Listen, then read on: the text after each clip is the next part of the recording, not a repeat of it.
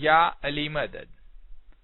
Otherwise, Rai Abu Ali Missionary, wise number 150, recorded by Mehendi Momin.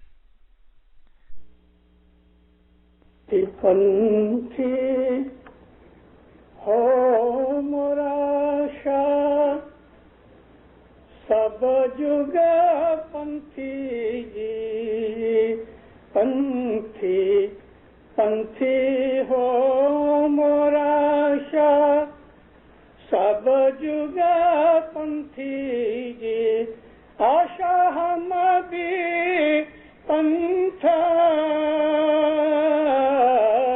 पथीना जी। गुरु पीर हसन कबीर दिन का यकीनान है।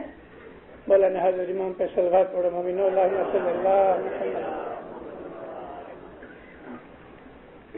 फिर फरमाते हैं कि मैं पंथी हूँ, मेरा भी एक पंथ है। पंथ यानी मजहब।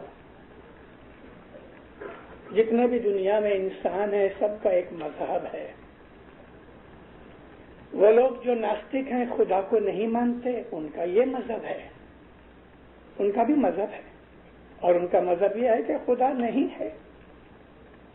कोई नानक को मानता है, कोई हरे कृष्ण को मानता है, कोई जीसस को मानता है, कोई मोहम्मद को मानता है, कोई राम को मानता है, कोई कृष्ण को मानता है। और ऐसे भी है कि जो किसी को नहीं मानते, खुद को मानते हैं। हर एक इंसान का कुछ मजहब है। अब वो मजहब सच्चा है, अगर सच्चा है तो कितना सच्चा है, और अगर झूठा है तो उसकी तो बात ही नहीं। इस हसन कबीर दिन कहते हैं कि मेरा भी एक पंथ है, और फिर हसन कबीर दिन का जो पंथ है तो वो क्या है? आशा जी मत तात तो तमने जानू अवर न जानू मैं तेरे को माँ बाप तेरे को ही समझता हूँ, मैं किसी और को नहीं जानता। ये पीर हसन कबीर दिन का पंथ है। हमारे बाप दादाओं को इस मजहब की तालीम पीरों ने दी, और हमने ये मजहब अपने बाप दादाओं से सीखा, सिवा के वो आदमी कि जो शादी करके इस्माइली मजहब में आए, या थोड़े से ऐसे भी हैं कि जो अपने खास मकसद के लिए ही इस्माइली बने हैं, जिनको कोई लालच नहीं था कि हम शादी करके इस्माइली बने। और वो इसलिए इस्माइली बने कि शादी इसलिए की जाती है कि दोनों साथ रहें। हर एक के अपने अपने ख्यालात हैं। मगर हमने ये मजहब मेजॉरिटी, हम जो यहाँ बैठे हैं, या मेजॉरिटी इस वक्त जो हिंदुस्तान पाकिस्तान के जंगपू द्वीप के जो इस्माइली हैं, या वो इस्माइली के जो सरमिया के अंदर है, जो हमारे से बहुत पुराने असल इमाम इस्माइल शाह के ज़माने से इस्माइली हैं, या वो बदख्शानी के जिन्होंने इमाम मुस्तनसिर बिल्ला के ज़माने के अंदर सैयद नासिर खुसरो से इस्माइली मजहब सीखा। करोड़ों इस्माइली दुनिया के अंदर मौजूद हैं, लेकिन अपने बाप दादाओं से यह मजहब सीखा है। तो बाप दादाओं ने यह मजहब जो सीखा, तो हम क्या मानते हैं कि हमारे बाप दादा अस्तगफिरुल्लाह दोज़ख में गए या जन्नत में गए? हमारे बाप दादा थे, मेरा बाप गुजर गया, मेरा दादा गुजर गया, मैंने यह मजहब उनसे सीखा, लेकिन मेरे दिल के अंदर राहत है कि मेरे बाप दादा सच्चे मजहब से फिर जन्नत में गए। मगर कुछ ऐसे इस्माइली भी हैं कि जिनके मन ढचू पचू हैं, वो मजहब को समझे नहीं और अपने इस मजहब के खिलाफ बातें करते हैं। तो उनको मैं पूछता हूँ कि तुम्हारे बाप दादा दोज़ख में गए कि जन्नत में गए? कोई जवाब नहीं है उस चीज का। मैंने आपको अर्ज की कि गुरु पीर हसन कबीर दिन फरमाते हैं हर एक का कोई मजहब है। तो दिल में सोचो तो सही, मेरा मजहब क्या है? اگر پیر حسن کبیر دین کی طرف دیکھتے ہیں تو کہتا ہے میرا مذہب یہ ہے کہ اس کے سوا کوئی نہیں، میں کسی اور کو جانتا ہی نہیں، اگر نہ جانوں کوئی میں کسی اور کو جانتا ہی نہیں۔ پیر حسن کبیر دین کے جو باپ تھے گر پیر صدر دین ماں باپ، وہ کیا کہتے ہیں؟ ہے جی سرسو ہمارا یالی تیرے پاؤں بھریا تیرے پرسا دے یالی جی بڑا نپنا، یا مولا میرا سر تیرے پاؤں میں پڑا ہے اور تیری ہی برکت اور رحمت اور طفیل سے میرے جیو کا پار نستارا مکتی ہوگی۔ اب پھر صدر دین کے پردادا جو تھے، پیر شمس جو تھے، ہم ان کی طرف دیکھتے ہیں تو پیر شمس کہتے ہیں، بہت اچھی طرح سے کہا، ہی پنتھ پورو شورو کوئی کا دھیاوے چار دین رہنا بندے جھوٹا کیوں کماوے۔ یہ پنتھ بہت مشکل ہے۔ پیر شمس کہتے ہیں کہ یہ جو مذہب ہے اس کو پوری طرح کوئی شور ویر بہادر ہی سمجھتے ہیں۔ ہی پنتھ پورو شورو کوئی تو دھیاوے، کوئی ہے، کیونکہ اسماعیلی مذہب جو ہے نا کٹھن ہے۔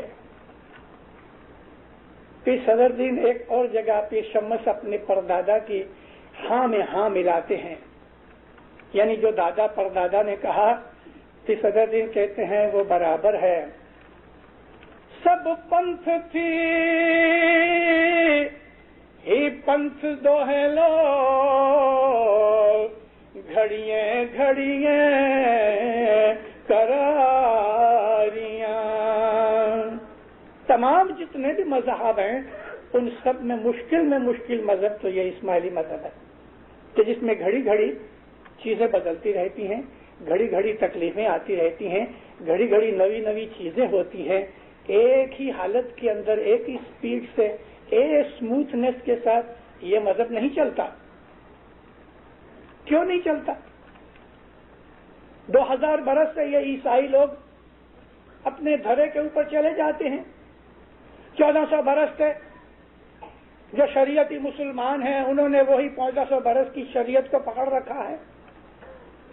4000 برس سے حضرت داؤد اور حضرت موسیٰ کو ماننے والے یہ یہودی جیوز جو ہیں انہوں نے بھی وہ 1400 برس نہیں، 2000 برس نہیں، 4000 برس کی پرانی چیزیں پکڑ کے رکھی ہیں۔ نانک کو ماننے والے 700 برس ہوئے یہ سکھ لوگ، انہوں نے پکڑ رکھا ہے۔ 2500 برس ہوئے، 2500 برس بدھ مذہب کو، تو بدھ کو ماننے والوں نے بھی اپنی پرنالی کا ایسی پکڑ رکھی ہے۔ ایک اسماعیلی ہے کہ جو گھڑی گھڑی کبھی ادھر ہوتے ہیں کبھی ادھر ہوتے ہیں، کبھی یہ کرتے ہیں کبھی وہ۔ کیوں؟ وجہ کیا؟ وجہ یہ ہے کہ تمام مذاہب جو دنیا میں ہیں کسی میں ان کے پاس حاضر جومے کا دھنی نہیں، مر چکے ہیں ان کے دھنی، اور جو مرے ہوئے ہیں وہ اب نئی بات کیا کریں گے؟ کچھ نہیں، مگر جو جیتا ہوتا ہے وہ نئی باتیں کرتا ہے، کبھی ہم کو یہ کہتا ہے کبھی ہم کو وہ کہتا ہے۔ امام سلطان محمد شاہ کے مکھ مبارک سے فرمان سنیں کہ صبح کی جو عبادت ہے اگر بیمار بھی پڑ جاؤ، 4 آدمی تم کو پلنگ کے اوپر ڈال کے اٹھا کے جماعت خانے لائیں، اس حالت میں بھی آؤ اور عبادت کرو۔ امام سلطان محمد شاہ نے یہ کہا کہ بیمار تو بیمار مگر عبادت کرو۔ ایک عورت شادی کی، بچے ہوئے، عابد عورت تھی، بچے ہو گئے، شادی ہو گئی، ساس سسر ہسبینڈ بچوں کی سب ذمہ داریاں پڑ گئیں، عبادت کمزور ہو گئی۔ مولا کے حضور میں مہمانی رکھی، امام سلطان محمد شاہ کی بات کرتا ہوں۔ ہاتھ جوڑ کے رو پڑی. مولا نے دلاسا دیا. تھوڑا رونے سے غم گھٹ گیا تو ماں باپ پوچھے کیا بات ہے؟ کہتی مولا شادی سے پہلے عبادت کے اندر جو مجھ کو مزہ آتا تھا شادی کے بعد چلا گیا. بچے ہو گئے عبادت نہیں ہوتی. 1 برس ہوا میں عبادت نہیں کر سکی, تو مجھے معاف کر دے. مولا فرمایا عبادت تو معاف نہیں ہوتی. تم ہر روز 15-15 منٹ زیادہ کر کے وہ 1 برس کی عبادت پوری کرو, لیکن معاف نہیں ہوتی. آمین. اب دیکھو یہ حضرت امام یہ جمعے کے اندر بامبے کے درخانے میں بیٹھے تھے. جماعت خانہ سارا بنگلی بھری ہوئی تھی. 4-4.5 ہزار جوان بچے پہلی وقت بول لینے کے لیے آئے ہیں. مولا نے کھڑے ہو کے فرمایا, فرمان کیے بہت سے. اس نے فرمایا دیکھو اگر تمہارے بدن میں پین ہوتا ہوئے تو تم اس دن عبادت نہیں کرو,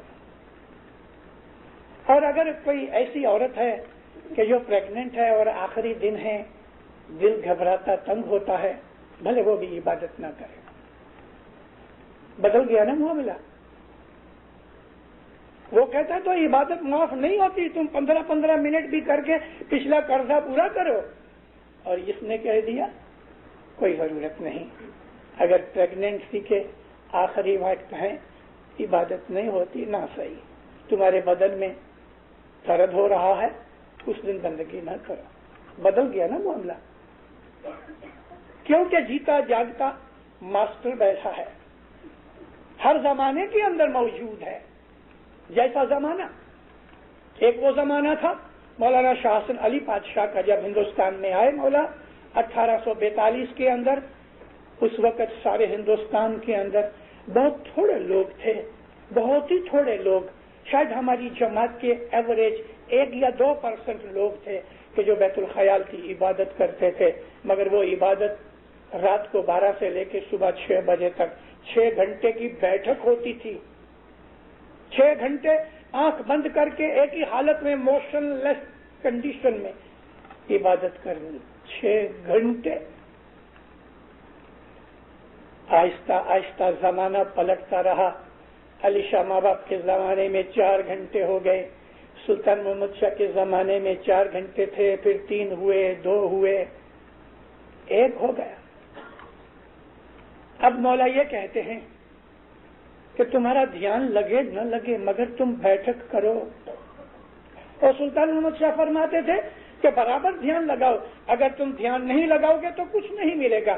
ایک دن امام نے ذرا تھوڑا گرمی کا فرمان کیا کہ تم بیت الخیال میں آ کے سو جاتے ہو, اس سے تو بہتر ہے کہ تم گھر پہ بیٹھے رہو.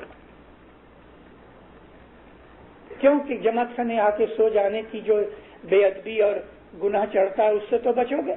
نہ عبادت ہوتی ہے بلکہ وہاں کے سو جاتے ہو. حضرت امام کہتے ہیں 10 منٹ 15 منٹ 20 منٹ کچھ بھی, لیکن عبادت کرو. دھیان نہیں لگتا نہ صحیح, پھر بھی تم عبادت کرو. زمانہ بدل گیا. یہی امام کی خوبی ہے. ساری دنیا کے 5 بلین لوگوں میں 2-2.5 کروڑ اسماعیلی ہیں کہ جن کے پاس حضرت امام موجود ہے, کسی کے پاس نہیں. اور کسی کے پاس ہوتا ہے تو دوسری پیڑھی میں ختم ہو جاتا ہے. آج سے لگ بھگ 125 سال پہلے, 125 سال نہیں ہوئے, 100 برس بھی نہیں ہوئے, 1890 کے اندر گرداسپور کے ضلع میں قادیان ایک چھوٹا سا گاؤں ہے. اس قادیان کے اندر ایک آدمی جس کو چھوٹی عمر سے عبادت کا شوق تھا, نمازیں پڑھتا تھا, مسجد میں جاتا تھا. یاد رکھو جب میں عبادت کہتا ہوں تو ہماری جو بیت الخیال کی بندگی جو عبادت ہے یہ دوسرے کے پاس کہیں بھی نہیں ہے. مگر عبادت کا مطلب یہ ہے خدا کو یاد کرنا. نماز پڑھنا بھی عبادت ہے, رام رام کرنا بھی عبادت ہے. جو آدمی سچے صدق دل سے خدا کو کسی بھی طریقے سے یاد کرتا ہے, خدا کا نام لیتا ہے, چاہے وہ سنسکرت میں نام لے ایشور کہے, تو وہ کافر نہیں ہو گیا. اس کو وہ اللہ کہنے سے یا ایشور کہنے سے یا رام کہنے سے یا اس کو گاڈ کہنے سے کوئی فرق نہیں پڑتا. خدا تعالیٰ قرآن شریف میں فرماتا ہے کہ خدا کے ہزاروں نام ہیں، اس کو کسی بھی نام سے یاد کرو. تو نمازیں وغیرہ پڑھتا تھا. یہ وہ رستہ ہے خدا کو یاد کرنے سے انسان کے دل کے اندر اچھائیاں پیدا ہوتی ہیں. لیکن کبھی کبھی اچھائیاں برداشت کرنا، سہن کرنے کی شکتی گھٹ جاتی ہے. ایک آدمی ہے، وہ ایک روٹی کھاتا ہے، بس پیٹ بھر جاتا ہے، اور بعض ایسے ہیں کہ 10 روٹیاں کھاتے ہیں، 2-4 اور مل جاوے تو وہ بھی چڑھا جاوے. سب کا اسٹیمینا جدا، سب کی طاقت جدی، سب کا حوصلہ جدا. اسی طرح سے روحانی طاقت بھی جو ہے نا، وہ عبادت کے اندر سب کی شریک ہی نہیں.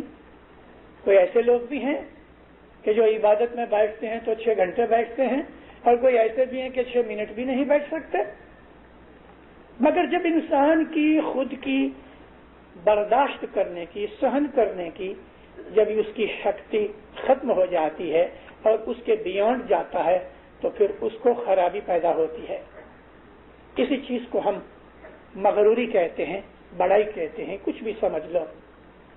تو ہر انسان کی ایک لمٹ ہوتی ہے. کاراڈوڑا مشنری تھے، بھگت سلطان محمد شاہ ہمیشہ اس کو بھگت کر کے بلاتے تھے، بھگت کاراڈوڑا. ایک دن فرمایا، بھگت کاراڈوڑا، یہ خدا آج سے عبادت بند کرو. ارے ایسا بھی ایک داخلہ بن گیا کہ امام کہتا ہے عبادت کرو، لیکن کسی ایک کو بھی کہہ دیا کہ آج سے تم عبادت بند کرو. کیوں؟ اس کی لمٹ آ گئی تھی. اس نے اتنی عبادت کی کہ امام سلطان محمد شاہ نے اس کی موت کے بعد فرمایا تھا کہ کاراڈوڑا جب دنیا میں زندہ تھا تو 4 آسمان کی خبر رکھتا تھا. اس کی عبادت کا یہ درجہ تھا کہ 4 آسمان تک حضرت عیسیٰ علیہ السلام 4تھے آسمان پہ ہیں. یعنی امام کے ایک فرمان میں ہے، در رحمت میں منجیوڑی کے فرمانوں میں، کہ تم عیسیٰ جیسے، موسیٰ جیسے بن سکتے ہو، شاہ شمس جیسے بن سکتے ہو، شمس تبریز جیسے بن سکتے ہو. تو یہ ادھر داخلہ لے لو کہ حضرت عیسیٰ علیہ السلام 4تھے آسمان پہ ہیں. تو کاراڈوڑا کے لیے فرمان کیا کہ دنیا میں زندہ تھا تو 4 آسمان کی خبر رکھتا تھا. اس درجے کا آدمی تھا. اس کو امام فرمایا بھی عبادت بند کرو. مولا نے اپنے بچے کو بچا دیا، مگر وہ پہلی رات جو فرمان ہوا اپنے آپ کو روک نہ سکا. جیو کے ساتھ اتنا تعلق پیدا ہو گیا تھا اور روح اور جیو ایک ہو چکے تھے. جیسے کسی شرابی کو کہہ دو آج سے شراب نہیں پینا، تو کتنا بھی من کو روکے مگر بوتل دیکھ کے نا دل بدل جاتا ہے.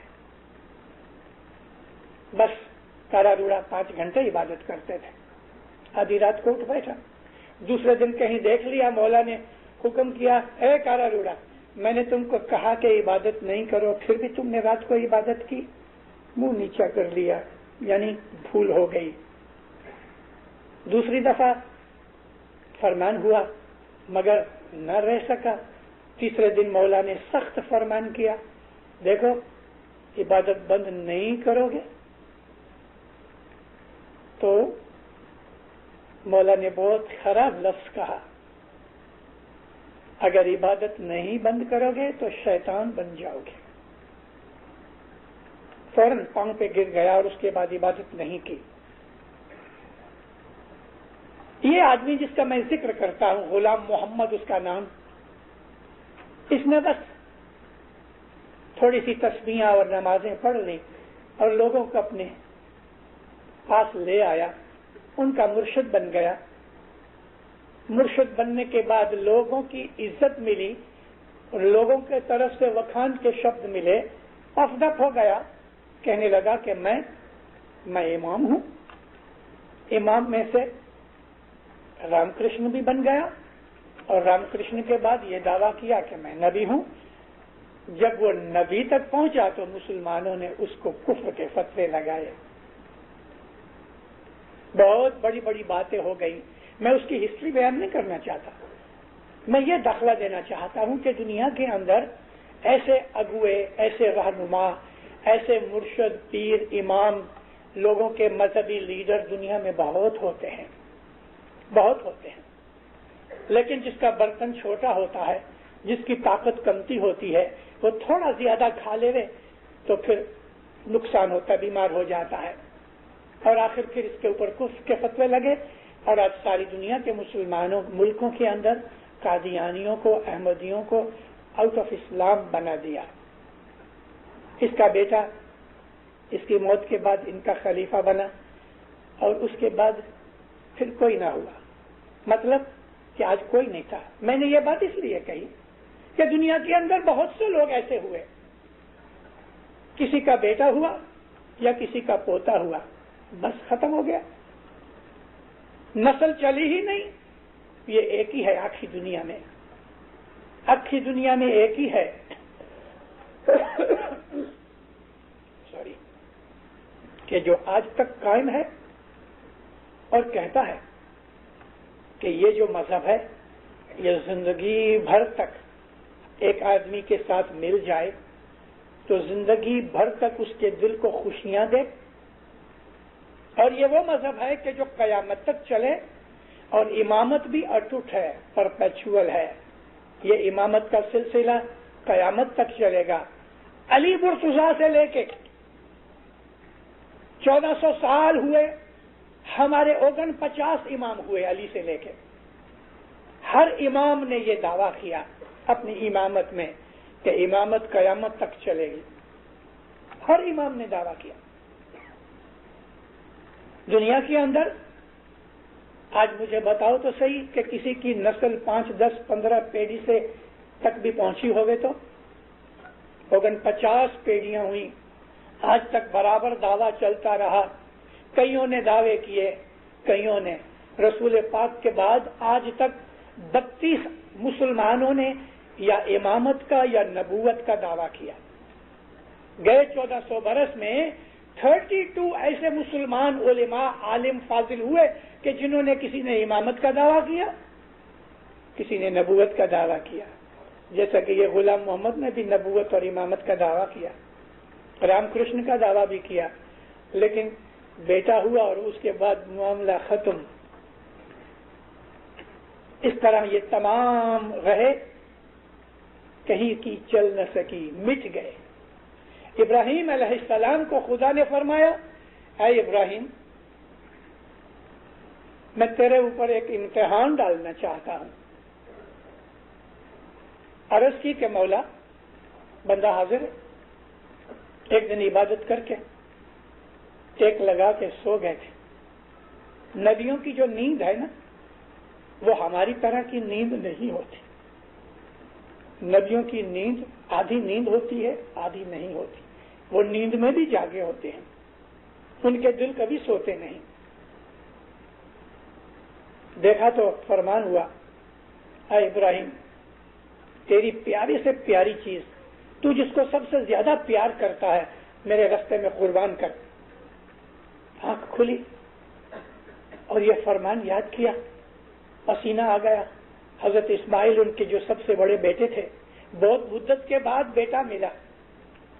99 ایئرز کی ایج ہوئی ابراہیم نبی کی جب اسماعیل علیہ السلام پیدا ہوئے۔ 99 ایئرز کی ایج، اور بہت مدت کے بعد بیٹا آیا اس بڑھاپے کی عمر میں۔ ان کو بہت پیار کرتے تھے۔ نبیوں اماموں کے بدن جو ہیں وہ بھی ہماری طرح کے مٹی چمڑے کے بدن ہیں، انسانی کمزوریاں، ویکنس وغیرہ ان میں بھی ہیں، جیسے کہ کھانا پینا پسند ہوتا ہے، بیوی بچے پسند ہیں، کپڑے لتے پسند ہیں، مگر وہ کنٹرول میں رہتے ہیں۔ ہم لوگ کنٹرول سے باہر ہو جاتے ہیں۔ نبی اور امام جو ہیں بیمار بھی ہوتے ہیں، جوان بھی ہوتے ہیں، بوڑھے بھی ہوتے ہیں، ان کو زخم بھی لگتے ہیں، وہ اچھے بھی ہو جاتے ہیں۔ نارملی انسان کی جو کمزوریاں فطرتاً جو ہوتی ہیں وہ سب نبیوں اماموں میں بھی ہوتی ہیں۔ ان کو ویسے اپنے بیٹے پسند ہوتے ہیں، اولاد پیاری ہوتی ہے۔ رسول اکرم صلی اللہ علیہ وآلہ وسلم، ٹھنڈی ٹھنڈی موسم تھی، مکہ مدینہ کے اندر تو برف نہیں پڑتی، लंबा चोखा पहना हुआ था और बगल में ऐसा समझो कि कोई बड़ा सा बैग या कोई पोटली उठा रखी हो, ऐसा बल्ज था। अब मदीने के अंदर चले जाते थे तो सामने से एक सुहाबी मिले। अभी एक साइड में इतना बहुत बल्ज था तो उसने पूछा, या नबी क्या वजन उठा रखा है, मैं कुछ हेल्प करूं? ऐसा खोल के बताया तो इमाम हुसैन अलैहिस्सलाम दबे हुए बैठे थे। इमाम हुसैन को वो सर्दी न लगे, अपनी बगल में उसको उठा रखा था। उसको देख के किस किया, प्यार किया। उसको कहते हैं, वो आदमी कौन था पता है? पहला खलीफा हज़रत अबू बकर। फरमाया, ऐ अबू बकर, मैं इसमें से हूं, ये मेरे में से है। अना मिनल हुसैन व हुसैन मिन्नी। इन्हें अपने आप को यह फरमाया कि मैं और वो एक ही हैं, मैं उसमें से हूं, वो मेरे में से है। एक दिन 1.5-2 बरस की उम्र मौलाना हुसैन को कंधे के ऊपर एक टांग इस तरफ एक टांग इस तरफ, और उसने बाल पकड़े हुए नाना के चले जाते थे। मदीने से बाहर निकले, लोगों ने देखा तो यही हजरत अबू बकर फिर सामने से मिले तो देख के फरमाया, वाह वाह बेटे, सवारी तो बहुत अच्छी है। सवारी का मतलब जैसे कि आदमी घोड़े पे बैठा है तो घोड़े को सवारी कहते हैं और उसके ऊपर बैठने वाले को सवार कहते हैं। रसूलुल्लाह सल्लल्लाहु अलैहि वसल्लम 1,24,000 नबियों के सरदार उसके कंधे पे जो बैठा होवे तो वो कैसा खुश नसीब है। कहता है, बेटे सवारी तो बहुत अच्छी है। हुजूर कहते हैं, सवार भी तो अच्छा है, यानी जो मेरे कंधे पे चढ़ा है वो भी तो ऐसे मर्तबे का है ना, सवार भी अच्छा है। तो रसूलों को भी अपनी औलाद से मोहब्बत होती है, ये एक नेचुरल चीज है। हजरत इब्राहीम अलैहिस्सलाम सोच में पड़े, क्या खुदा का ये ख्याल है कि मैं इस्माइल को कुर्बान करूं? चुप रहे, सोच में पड़े रहे। दूसरे दिन फिर यही हुक्म हुआ, ऐ इब्राहिम, प्यारे से प्यारी चीज हमारे रास्ते में कुर्बान करो। दूसरे दिन भी मंजर ढचू पचू रहा। नबियों की जितनी भी चीजें हैं उनके अंदर गुनाह और खामियां और कमजोरियां जाहिर नहीं होती, और अगर होती हैं तो ये समझो कि वो हमारे लिए लेसन है। अल्लाह ताला कुरान में फरमाता है कि ऐसा कोई दुख नहीं, ऐसी कोई तकलीफ नहीं जिसमें तुम्हारा हाथ नहीं। तो अगर जिक्रिया अलैहिस्सलाम को करवत से चीर दिया तो क्या हजरत जिक्रिया ने गुनाह किए थे? अय्यूब अलैहिस्सलाम को बदन में कीड़े पड़ गए तो क्या हजरत अय्यूब ने कोई गुनाह किए थे? यूनुस अलैहिस्सलाम को मच्छी के पेट के अंदर रख दिया, इब्राहिम को आग में डाल दिया। ऐसे तो बहुत से नबियों को बड़े बड़े दुख दिए गए, वो उनके गुनाहों की वजह से नहीं थे। नबी मासूम है, तमाम नबी जो हैं मासूम हैं, पाक हैं, बेगुनाह हैं। इसी तरह से तमाम इमाम जो हैं वो पाक हैं, मासूम हैं, बेगुनाह हैं। वो भूल नहीं करते, गुनाह नहीं करते, गलती नहीं करते। मगर फिर भी ऐसा क्यों हुआ? हमारे लिए वो लेसन छोड़ जाते हैं। उन्होंने जिंदगी के अंदर दुनिया में आके इंसानी रूप अख्तियार किया है, बीवी बच्चे बनाए, मेहनत की, बाल भी पैदा किया, मालदार भी बने, राजा भी बने। दाऊद अलैहिस्सलाम बादशाह भी थे, नबी भी थे। सुलेमान अलैहिस्सलाम बादशाह भी थे, नबी भी थे।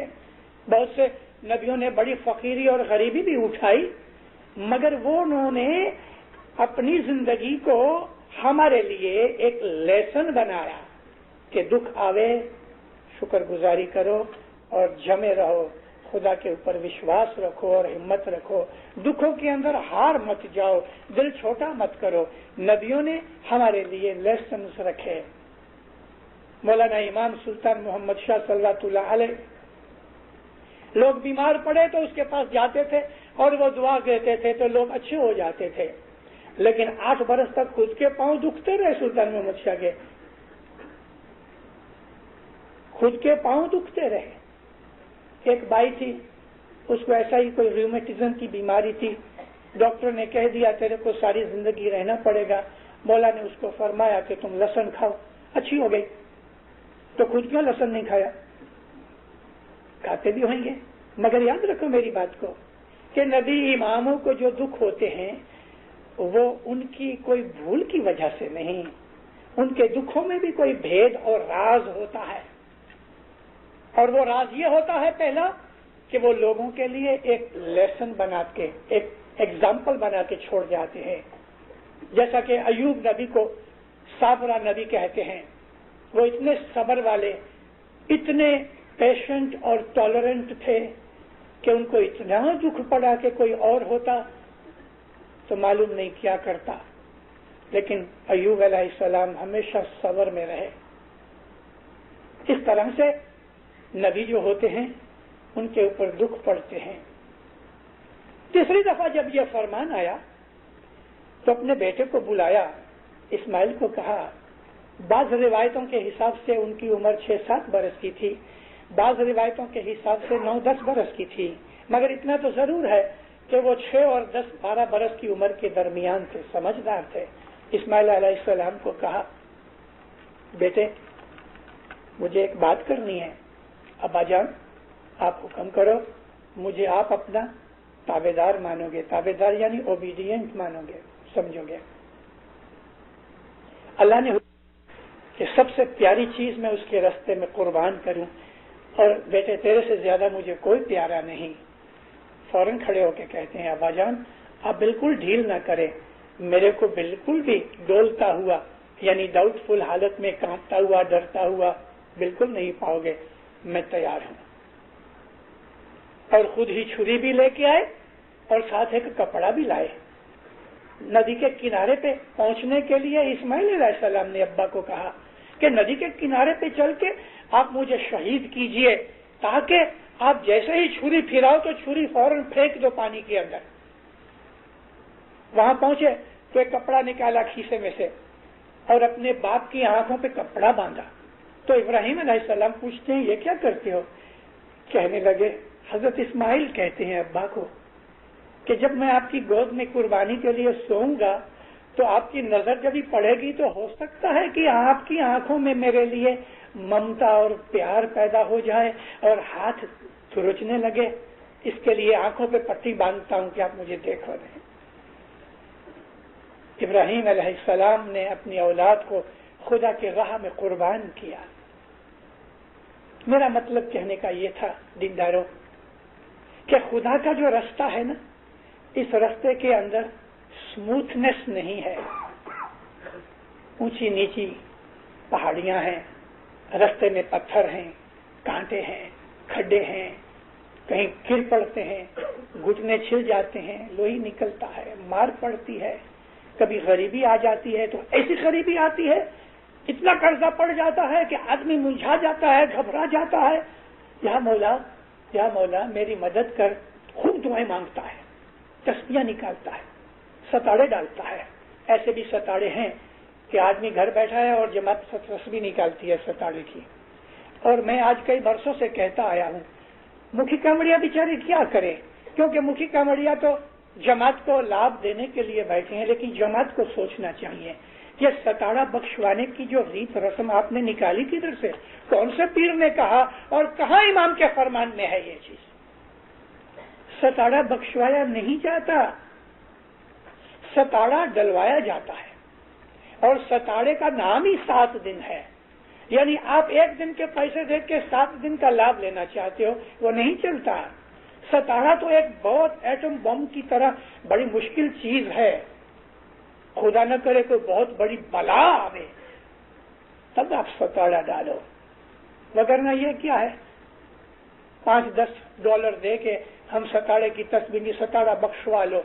1 दिन का सताड़ा नहीं बख्शवाया जाता, सताड़ा 7 दिन होता है। सताड़ा ये है कि आपके घर का एक बच्चा, 2 दिन का बच्चा है, उसको भी जमात खाने में लेके आओ। सताड़े का मतलब ये है कि आपकी सारी फैमिली जमात खाने में आवे। 7 दिन तक आप दुआ अपने घर में पका के मौला के दरबार में लेके आओ और हाँ जमात के साथ शामिल होके 7 दिन तक आजिज़ी करो, अपने गुनाहों की माफी मांगो, आंखों से आंसू निकालो, मौला मेरे ऊपर ये बला आ गई, तू रहम कर दे। लेकिन जरा ऑपरेशन करना है तो सताड़ा बख्शवा लिया, 105 डिग्री ताप आ गया तो सताड़ा बख्शवा लिया। छोटी छोटी बातों के ऊपर ये सताड़े के बराबर नहीं।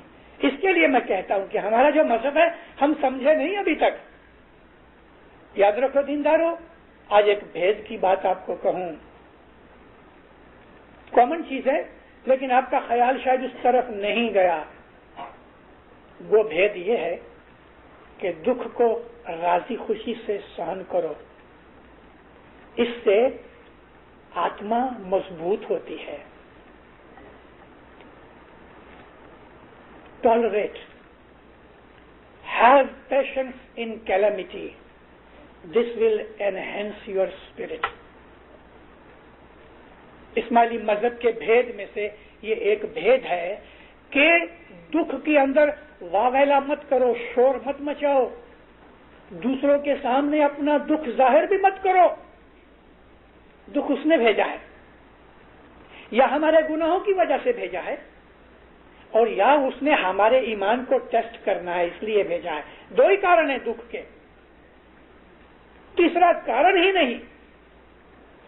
99.5% जो दुख आते हैं हमारे गुनाहों की वजह से आते हैं, और शायद 1.5% ऐसा होवे कि हज़रत इमाम हमारा ईमान तपासता है, हमें टेस्ट करता है, हमारी परीक्षा लेता है इसके लिए। बाकी तीसरा कोई कारण नहीं दुखों का। कोई आदमी किसी दूसरे को दुखी नहीं कर सकता। अगर किसी ने आपको थप्पड़ मार दिया है तो मारा उसने, लेकिन मरवाने वाला कोई दूसरा है। उसने ऊपर वाले ने इसको कहा पीट इसको एक, अब इसके हाथ से पिटवाया और ये पुलिस में गया और ये पकड़ा गया, जेल में गया, तो खुदा ने उसको कहा इसको पीट। हाँ, इसके गुनाहों की वजह से इससे मार खिलवाई और इसके गुनाहों की वजह से मार के जेल में भिजवाया। ये खुदा के अरेंजमेंट्स हैं। खुदा ऊपर से आके किसी को पीटता नहीं, मगर खुदा एक कंकर से, इंग्लिश में तो ये है ना, विद 1 स्टोन किल 2 बर्ड्स, लेकिन खुदा तो विद 1 स्टोन वो 1000 बर्ड्स को पीटता है, मारता है। उसके हाथ बहुत बड़े हैं, उसकी ताकत बेहिसाब है, उसकी अरेंजमेंट जैसी कोई उसकी अरेंजमेंट नहीं। इसके लिए जितने भी दुख हैं, छोटा होवे बड़ा होवे, हमारे गुनाह हैं। जब आपने ये हकीकत समझ ली कि जितने भी दुख हैं, आपको या मुझको याद नहीं रहता कि कौन से दुख की क्या सजा होती है, वो हमें पता नहीं लगता, लेकिन ये तो चौकस है कि दुख के पीछे हमारा गुनाह है। इसके लिए सबसे पहला काम क्या करना अगर दुख आवे तो? या मौला तेरा शुक्राना। जब भी कोई दुख आवे तो सबसे पहले शुक्र मांगो और फिर अस्तगफिरुल्लाह की तस्बीहां निकालो। अस्तगफिरुल्लाह, ऐ अल्लाह मुझे मुआफ कर दे। अरबी जबान का जो लफ्ज अस्तगफर है ना, ये इस्तगफार मगफर से निकला, मतलब कि ढांक लेना, छुपा डालना। मेरे गुनाहों को ढांक ले, अपनी रहमत से मेरे गुनाहों को ढांक ले, मेरे गुनाह बख्श दे। रब्बी मेरे पालने वाले तूबू अलैहि, मैं तेरे पास प्रॉमिस करता हूं वापस ये गुनाह नहीं करूंगा, और अगर नहीं मालूम तो उसका मतलब ये है कि मैं आइंदा गुनाहों से बचूंगा। जब भी कोई तकलीफ आवे पहला काम ये करो, शुक्र करो और अपने गुनाहों की मुआफी मांगो। मगर दूसरों को अपना दुख कहो मत, सिवा के मदद लेनी होवे। बीमारी आ गई तो डॉक्टर के पास जाने की मैं मना नहीं करता, ऐसा न समझना। अबू अली ने कहा था वाइज में कि अगर बुखार आ जावे तो किसी को मत कहो, ये नहीं दीनदार। मतलब ये है कि अपने दुखों का रोना लोगों के पास मत रो। कई लोग ऐसे होते हैं, भला अंकुरो गुनों की ओर से कि खुदा मुके ही सजा देने। अरे भाई تو نے خدا کو بلیم کر دیا، اس کو ظالم ٹھہرا دیا۔ ہمیشہ دکھ کے اندر شکر کرو، اے مولا میرے گناہ ہیں، چاہے وہ چیز وہ ہمارے روح کو ٹیسٹ کرنے کے لیے بھیجتا ہوئے تو بھی ہم کو یہ کہنا یا مولا تیرا شکرانہ، میں گناہ کیا ہے، میری مدد کر اور عبادت زیادہ کرو۔ اپنے آپ کو نمر بناؤ، ہمبل بناؤ، نم کے چلو، جینٹلنس اور کائنڈنس پیدا کرو اپنے دل کے اندر۔ نبیوں اماموں کی لائف کے اندر سے ہم کو یہ چیز ملتی ہے۔ تو مومنو، یہ جو اسماعیلی مذہب ہے، اس مذہب کے اندر بہت بڑی خوبیاں ہیں، بہت بڑے بڑے آرام بھی ہیں، بڑی بڑی خوشیاں ہیں، بڑی بڑی رحمتیں ہیں، بخششیں ہیں، برکتیں ہیں، مگر سامنے دکھ بھی بہت ہے۔ بڑے میں بڑا دکھ تو یہ ہے کہ ہر روز 365 دن بے حساب ایک بھی دن کھڑا کیے بغیر کتنے ہیں جو روز جماعت خانے آتے ہیں، کہ سارے ایک اکھے برس میں ایک دن بھی جماعت خانہ نہیں چوکا، کتنے ایسے؟ میں بیت الخیال کی بات نہیں کرتا، اس کی طرف جاتا ہوں تو کہنا ہی نہیں پڑتا، آپ سب ہنس پڑے، سمجھ گئے کہ بیت الخیال میں کون روز اٹھتا ہے۔ دیکھا کہ جماعت خانہ ماشاءاللہ بھرا ہوا ہے۔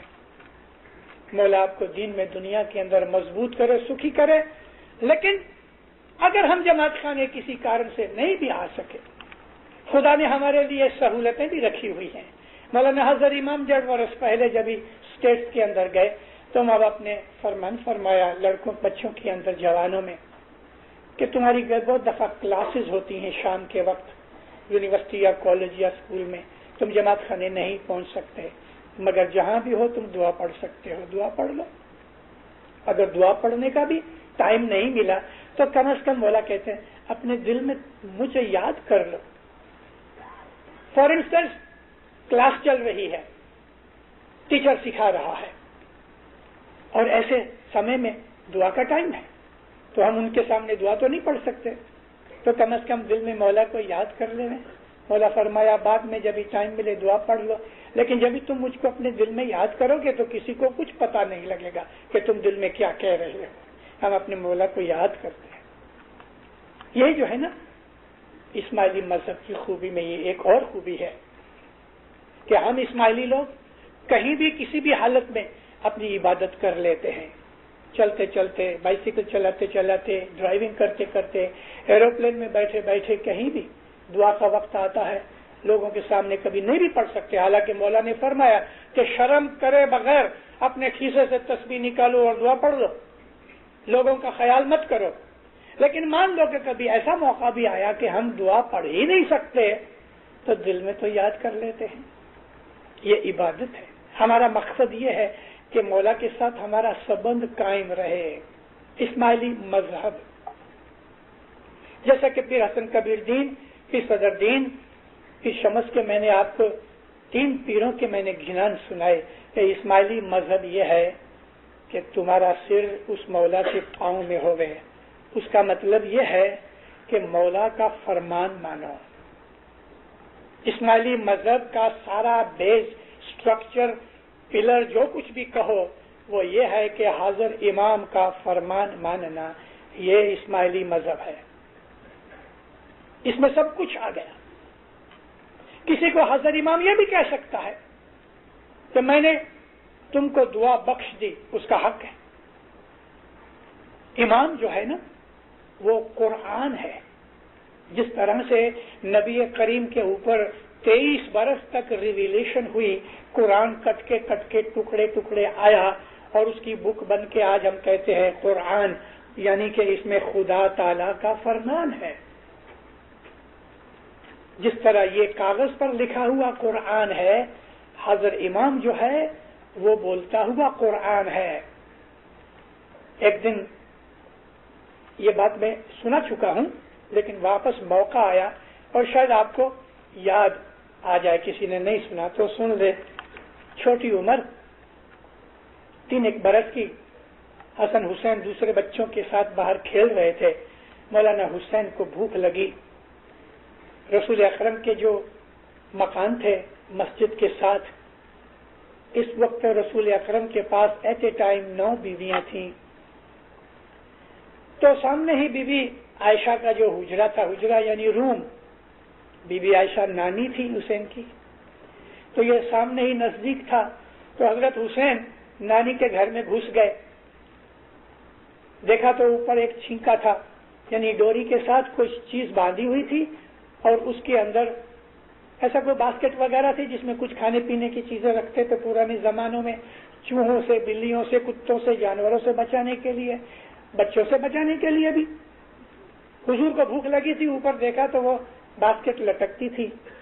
ادھر ادھر دیکھا، کوئی اوپر چڑھنے کی جگہ نہیں تھی. 3 سال کی عمر تھی، تو بہت سی چیزیں گھسیٹ گھساٹ کے ادھر لے کے آئے اوپر چڑھنے کے لیے. اس میں قرآن شریف کے لکھے ہوئے بہت سے پیجز بھی تھے، وہ بھی اٹھا کے لائے اور اس کے اوپر چڑھے. ایسے ہی سمے کے اوپر آگے آگے بی بی عائشہ اور ان کے پیچھے رسول اکرم داخل ہوئے. تو بی بی عائشہ نے دیکھا کہ حسین قرآن کے اوپر کھڑا ہے، تو ہے کر کے چلانے لگی. رسول اکرم فرمایا ہے کیا؟ دیکھو دیکھو قرآن کے اوپر کھڑا ہے. نبی کہتے ہیں قرآن علی قرآن. ایک بڑی باریک، ایک بڑی سمجھنے والی ڈیپ انڈرسٹینڈنگ کی ایک بات کروں. حضرت امام حسین 1.5 اور 2 برس کی عمر کے بیچ میں تھے. مسجد تھی، اس کی سائیڈ میں رسول اللہ کے مکان تھے. نماز پڑھی جاتی تھی، رسول اکرم نماز پڑھ رہے تھے. حضور سجدے میں گئے. امام حسین لڑ کھڑاتے، بہت اچھی طرح چل نہیں سکتے تھے، لیکن یوں ہی جیسے چھوٹے بچے ہوتے ہیں نا، وہ ٹوڈلر چل رہے تھے، ایسا ہی ڈولتے ڈولتے چلتے چلتے آ کے نانا کے کندھے پہ ایک پاؤں ادھر رکھا، ایک پاؤں ادھر رکھا، بیٹھ گئے جیسا ہم سائیکل یا گھوڑے کے اوپر بیٹھتے ہیں. اور رسول اکرم نے پگڑی باندھی ہوئی تھی، پیچھے لمبے لمبے بال تھے حضور کے، 2 ہاتھوں سے پکڑ لیے. ابھی سجدہ تو پورا ہو گیا، لیکن سر نہیں اٹھایا، سر نہیں اٹھایا. ساری جماعت حیران.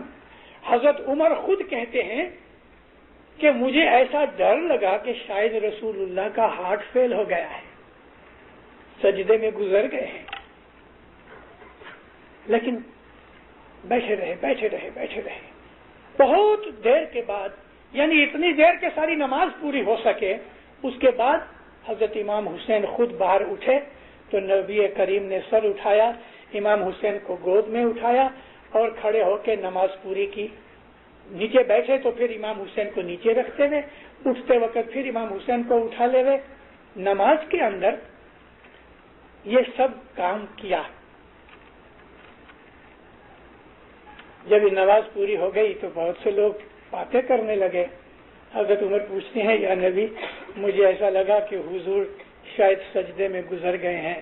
فرمایا اے عمر، جب حسین میری گردن پہ بیٹھا تو جبریل نے آ کے کہا اے محمد، جب تک یہ بیٹھا ہے سجدہ مت اٹھانا.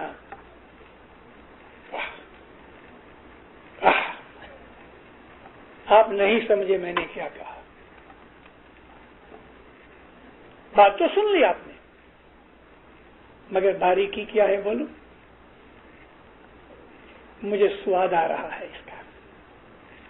وہ جو پہلا سجدہ کیا تھا جب امام حسین بیٹھے نہیں تھے، تو وہ سجدہ اللہ کے لیے تھا. لیکن اب یہ دوسرا سجدہ تو حسین کے لیے تھا، کیونکہ حکم یہ آیا کہ جب تک حسین بیٹھا ہے سر مت اٹھانا. تو مطلب کہ حسین سر پہ بیٹھا ہے، یہ سجدہ حسین کے لیے تھا. یہ ہے اماموں کے درجے.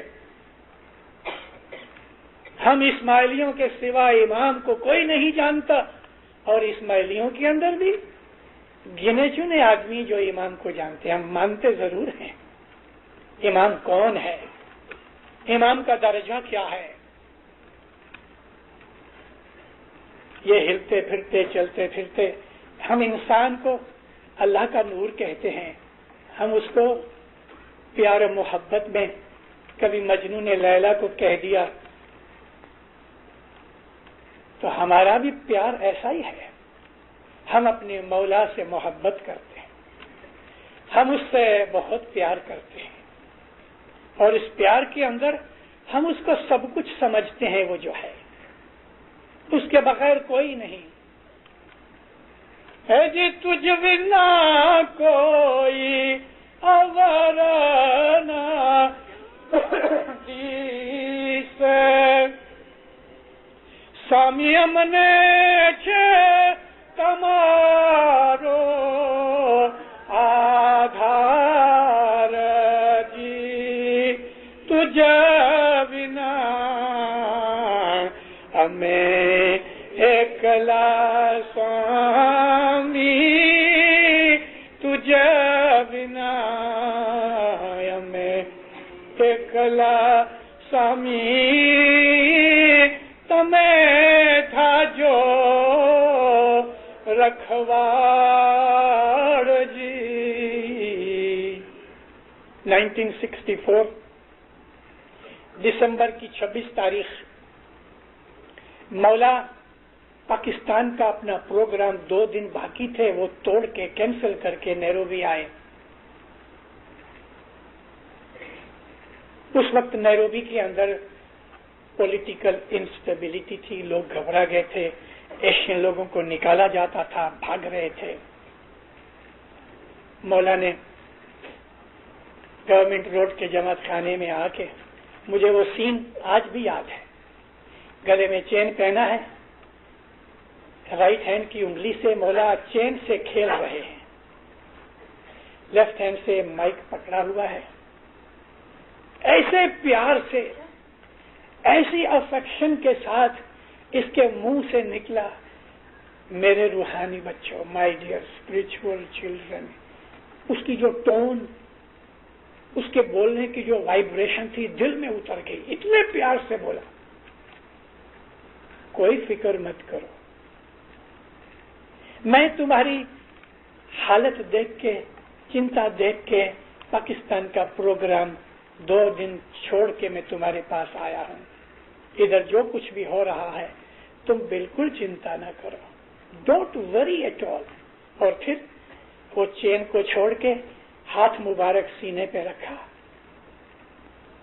آئی ول وری فار یو. دیکھو مولا کہتا ہے تم فکر نہیں کرو، میں تمہاری فکر کروں گا. مجھے جاؤ تو ڈھونڈ کے لاؤ کدھر سے. ایسا کوئی ہے لیڈر، ایسا کوئی دھرم گرو بتاؤ کہ جو یہ کہے کہ تمہاری فکر میں کروں گا. 1945 میں ممباسا کے اندر ایسٹ افریقن مسلم کانفرنس تھی، ایسٹ افریقن مسلم ویلفیئر سوسائٹی کی. امام سلطان محمد شاہ کھڑے ہو کے کہتے ہیں مسلمانوں کو پوچھا جائے گا کہ تم نے اسلام کے لیے کیا کیا، تو تم کیا جواب دو گے؟ ادھر تو عام مسلمان نہیں تھے، مولوی تھے، ملا تھے، عامل تھے، مفتی تھے، قاضی تھے، بڑے بڑے لوگ تھے وہاں، اور تمام اسلامی فرقوں کے لوگ وہاں تھے. عرب بھی تھے، سواہیلی تھے، انڈین پاکستانی وغیرہ سب تھے، اسناشری تھے، بورے تھے، سنی تھے، اسماعیلی تھے، سب جوت کے تھے. اسلام کے اندر یہ مانتا ہے، یعنی پوچھا جائے گا کہ تم نے اسلام کے لیے کیا کیا تو تم کیا کہو گے؟ کوئی نے جواب نہیں دیا. مولا نے سیکنڈ ٹائم پوچھا، تھرڈ ٹائم جب یہ کہنے لگے تو صاحب فرمایا کہ تم اسماعیلیوں کی بات چھوڑ دو، ان کی طرف سے میں جواب دوں گا، تمہاری طرف سے کون جواب دے گا؟ ہے کسی کی طاقت؟ کوئی نہ بولا. کون یہ کہے کہ میں قیامت کے دن تمہارا بھار میں اٹھاتا ہوں؟ کون یہ کہے کہ قیامت کے دن تمہاری طرف سے میں جوخمداری لیتا ہوں؟ کون کہے؟ کون سے مذہب میں ہے؟ کون سا ایسا گرو، لیڈر، مرشد ہے کہ جو تمہارے اپنے ماننے والے جو ہیں ان کی طرف سے سارا جواب داری خود اٹھائے؟ یہ کہتا ہے تمہارا جواب دار میں ہوں. قیامت کے دن تو ہے ہی، لیکن دنیا میں بھی آ کے امام شاہ کریم صلوات اللہ علیہ فرمایا میرے روحانی بچوں یو ڈونٹ وری آئی ول وری فار یو. اور وری کی نا. ہم کو کینیڈا کون لایا؟ اپنی مرضی سے آئے ہو. اس کے دروازے کس نے کھولے؟ 5 برس سٹیزن شپ کے نکال کے 3 برس کس نے کروائے؟ اور ادھر آ کے 10 برس کے اندر ایسے جم گئے ہو کہ جو 50 برس والی دوسری بہت سی قومیں ہیں آج تک ڈھچو پچو ہیں. اس کے پیچھے ایک بہت بڑا راز ہے.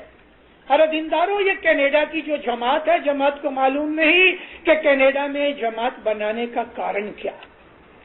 وہ کارن تو بہت اعلیٰ درجے کی چیز ہے.